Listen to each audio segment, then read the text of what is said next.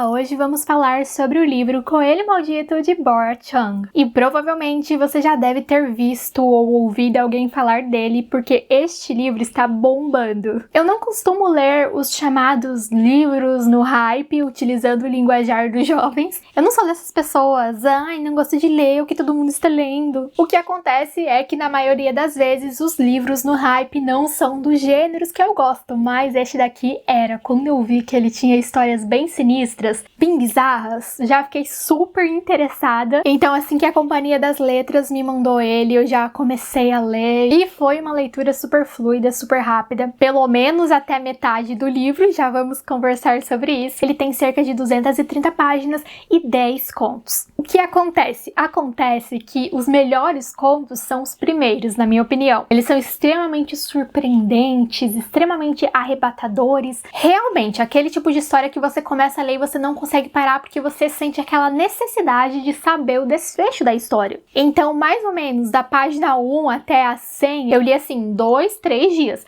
Agora, da 100 até 230, fui bem mais lenta, demorei cerca de um mês. Talvez se eu tivesse começado a ler o livro pelos últimos contos depois dos primeiros, eu teria gostado mais. Porque aí seria aquela surpresa crescente. Só que na ordem em que os contos estão aqui foi meio decrescente. Vou comentar aqui com vocês os meus contos favoritos e depois mencionar brevemente aqueles que eu não gostei tanto. Mas antes disso, só comentando brevemente sobre a autora, a Bora Chung tem um conhecimento assim, absurdo sobre literatura. Ela tem mestrado na Universidade de Yale em literatura russa e do leste europeu e tem doutorado em literatura eslava pela Universidade de Indiana. Ela também leciona em universidades, é tradutora, fala várias línguas. Ela é sul-coreana e além da língua dela, coreano, ela também fala russo, polonês, inglês. E eu vi uma entrevista dela e fiquei bastante surpresa, porque as histórias aqui, gente, você lê e pensa, meu Deus, a pessoa que criou essas histórias deve ser muito perturbada. E aí você vai ver a entrevista dela e não,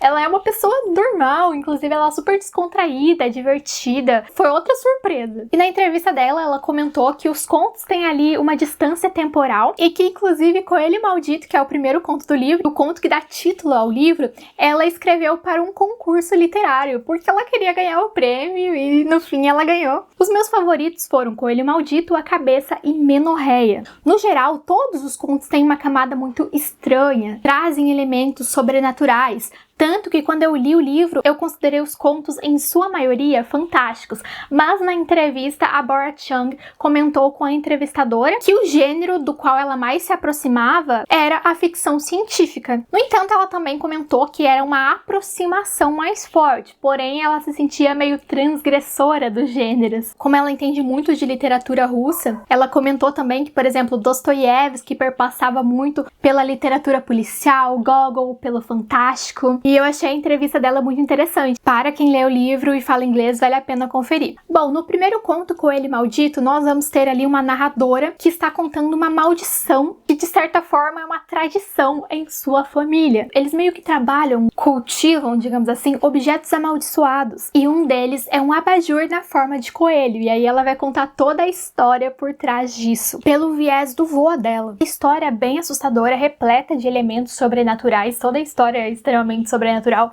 No entanto, você consegue ver uma crítica social muito grande ali por trás daquilo tudo. Então, ela utiliza de elementos sobrenaturais para questionar o mundo real. E essa crítica, ela é direcionada principalmente ao capitalismo, às grandes empresas e como elas esmagam as menores, os trabalhadores, tudo em prol do lucro. É aquele tipo de leitura que você tem que ser muito atento para que você consiga captar todas essas nuances da narrativa. Depois, o segundo conto que eu marquei como meu favorito foi o conto A Cabeça, que também é o segundo conto do livro, por isso que eu falei para vocês que o livro assim começou com tudo para mim. A Cabeça é um conto absurdo, ele é sinistro. Nós vamos acompanhar a história aqui de uma mulher comum. Ela não tinha muitos sonhos, muitos objetivos na vida, então o que que ela faz? Ela vai seguindo a vida de acordo com aquilo que a sociedade espera de uma mulher comum. Ela casa com um homem ok, ela tem filhos ok, ela mora em uma casa ok. Ela não é feliz, mas ela também não é triste. Só que sempre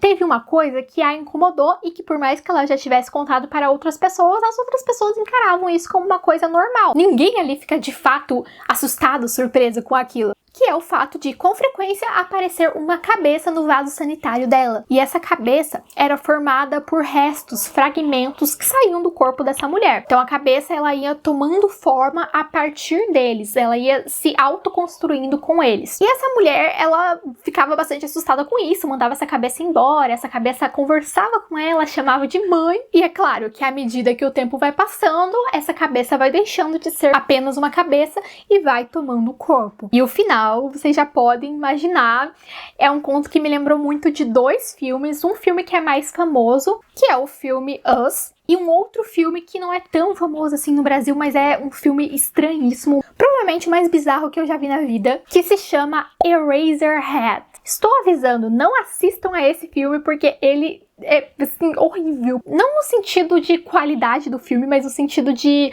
vai te incomodar muito. Ele é um horror, não assustador, mas agoniante. O terceiro conto do livro eu não marquei como favorito, mas foi um dos contos que mais me deixou assim angustiada, que é o Dedos Gélidos.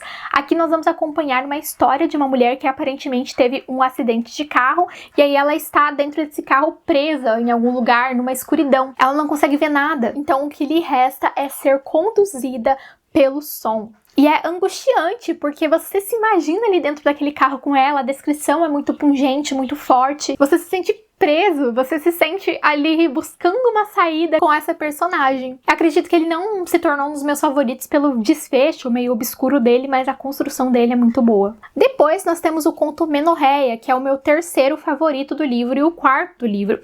Aqui nós vamos acompanhar uma história bem bizarra, todas as histórias do livro são bizarras, de uma menina que ela estava tomando anticoncepcional e mesmo sem ter tido nenhuma relação, ela acaba ficando grávida. Supostamente o motivo dessa gravidez é porque ela teria tomado anticoncepcionais demais. Claro, isso não vai acontecer na realidade, mas dentro da realidade do livro é possível. Então ela vai a uma consulta médica e a médica diz a ela que ela precisa encontrar um pai para o filho dela, para que o bebê não nasça deformado. Então ela vai atrás desse pai loucamente. De início ela fica meio com o pé atrás, depois a família ajuda, eles colocam anúncios nos jornais. E claro, isso ali dentro da história do livro é literal. Se ela não achar, o bebê vai de fato nascer deformado. Mas isso também pode ser uma crítica social, uma metáfora a como a sociedade vê as mães solteiras e os seus filhos. Da mesma forma acontece com o outro conto que eu havia mencionado agora há pouco, que eu gostei bastante, que foi A Cabeça. Porque aquela mulher, ela não sabia exatamente o que fazer da vida, então ela vai e faz aquilo que a sociedade acredita que é bom para ela, mesmo que ela não seja feliz com aquela vida. Lembrando também que o livro foi finalista do International Booker Prize, e de maneira geral, ao todo, eu gostei muito do livro, por mais que eu não tenha gostado de todos os contos, achei que foi uma leitura super válida, extremamente diferente. Não sei se eu já li algum outro livro que se assemelhe minimamente a esse, acho que não. É isso por hoje, curta o vídeo se gostaram e vejo vocês na próxima!